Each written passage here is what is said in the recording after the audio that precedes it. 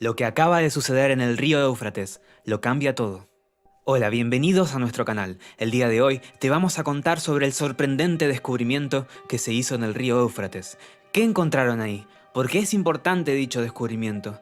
¿Qué tuvo que ocurrir para encontrar este descubrimiento? Las respuestas a todas estas dudas las veremos a lo largo del video, así que ponte cómodo y empecemos. Primero algo de historia y un poco de geografía sobre este importante río. El Éufrates es uno de los ríos de Asia más importantes por numerosas razones. Por una parte, Mesopotamia abarca la tierra existente entre los ríos Tigris y Éufrates. En este sentido, Egipto y Mesopotamia son dos de las culturas más prolíferas de la historia de la civilización. Por ejemplo, las primeras ciudades y los modelos de organización social fueron algunas de las contribuciones de estos pueblos. Miles de años después, el Éufrates sigue siendo uno de los pilares para Oriente Medio. De él depende la producción agrícola, de la que dependen millones de personas para subsistir. Pero como muchos otros ríos del mundo, incluyendo el Tigris, el río Éufrates también se está secando.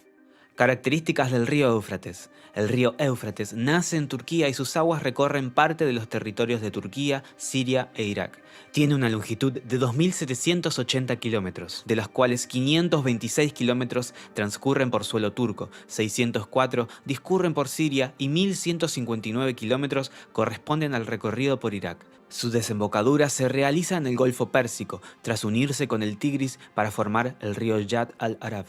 Con un caudal de 356 metros cúbicos, el Éufrates no tiene un caudal muy abundante en relación al tamaño de su cuenca. Esto se explica porque discurre por zonas áridas y desérticas donde se realiza una intensiva labor de aprovechamiento hídrico. Entre ellas, las presas son una de las infraestructuras hídricas que son especialmente abundantes en su recorrido por Turquía.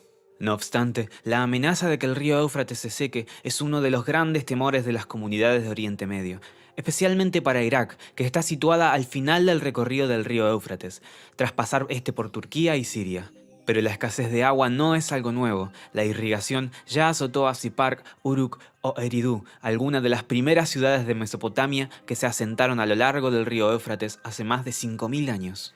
Durante el estiaje, que marca el caudal mínimo de la corriente de un río en una época concreta, el caudal del río Éufrates puede llegar a los 300 metros cúbicos. Por el contrario, el caudal de este río ancestral llega a tener unos 5.200 metros cúbicos, causando a su paso graves inundaciones. Biodiversidad del Éufrates. Como ocurre con el río Tigris, el Éufrates es un río muy peculiar, ya que discurre por una región fundamentalmente árida. Pero el Éufrates tiene una gran importancia geoeconómica para la región, ya que sus aguas permiten la formación de terrenos fértiles. Es precisamente la fertilidad del suelo la que ha permitido alojar diferentes asentamientos a lo largo de la historia. Así, la llamada Creciente Fértil es una región histórica donde se desarrollaron las primeras civilizaciones, Mesopotamia, Asia Menor, Palestina o Egipto. Tiene una forma de media luna y corresponde con parte de los territorios del Levante mediterráneo, Mesopotamia y Persia. Se considera que fue el lugar donde se originó la revolución neolítica en Occidente. Gran variedad de especies en una región fértil. El agua que recorre por estos territorios ha permitido a la vida de una gran diversidad de plantas y animales. Merece especial mención la tortuga de caparazón blando del Éufrates, que es una especie propia del sistema Tigris-Éufrates y algunos de otros ríos del Medio Oriente. A diferencia de otros tipos de tortugas, estas especies se caracterizan por no tener las placas óseas que normalmente endurecen el caparazón de las tortugas. Otros animales propios de la región del río Éufrates son los cerdos salvajes, un animal habitual en las marismas y más recientemente en las plantaciones de eucaliptos. También encontramos hienas, mangostas y chacales a lo largo de los ríos de Irak. Los lobos, los zorros y las gacelas son típicos de la llanura aluvial, extendiéndose incluso hasta la zona norte de la península de Anatolia, en Turquía.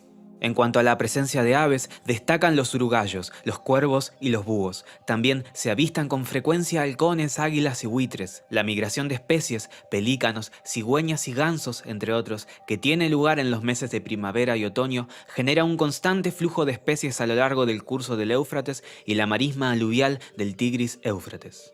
Causas del descubrimiento. La brutal sequía que afecta a los caudales de los ríos Tigris y Éufrates desde hace ya algunos años permite el resurgir de algunos tesoros arqueológicos que se encontraban cubiertos por el agua. Te mostramos las sorprendentes imágenes. Mesopotamia fue cuna de varias de las civilizaciones más antiguas del mundo y pionera en muchas de las ramas del conocimiento. Por eso, los tesoros arqueológicos de la región tienen un valor inconmensurable. Las cuencas de los ríos Tigris y Éufrates, en su paso por Irak y Siria, son una de las zonas más castigadas por el cambio climático.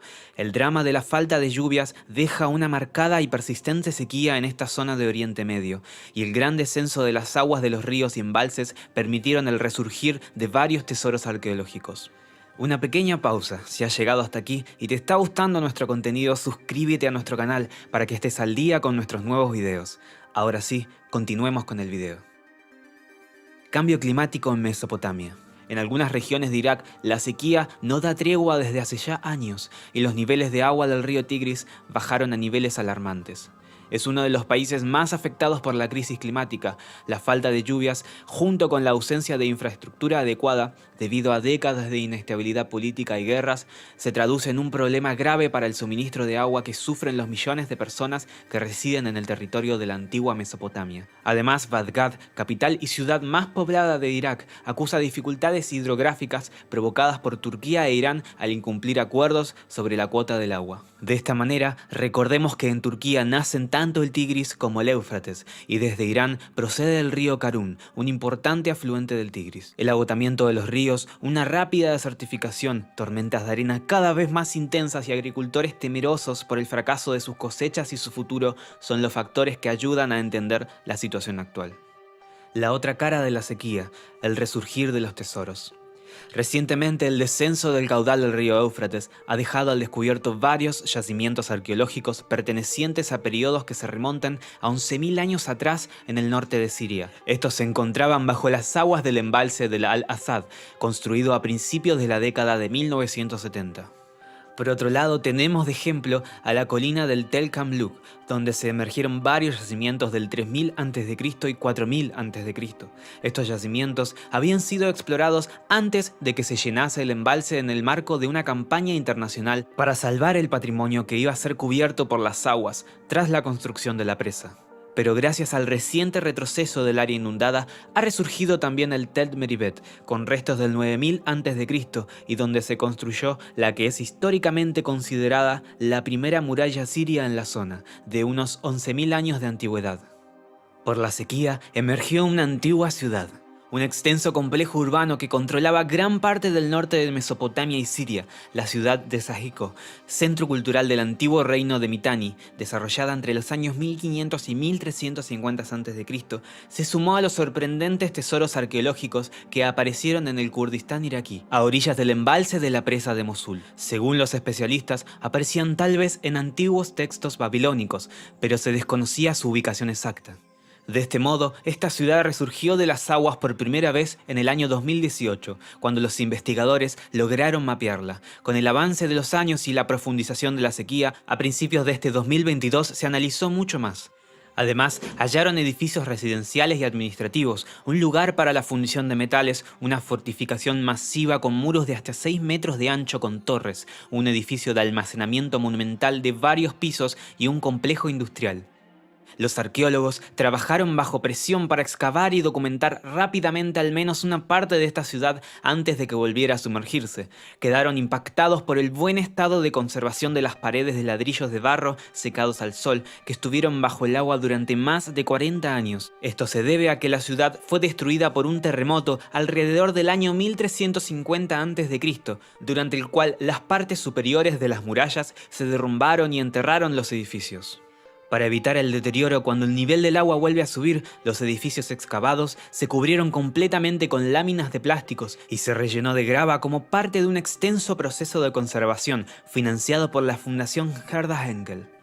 En fin, hemos llegado al final del video. Dale like y suscríbete si aún no lo has hecho. Déjanos tu opinión en la caja de comentarios.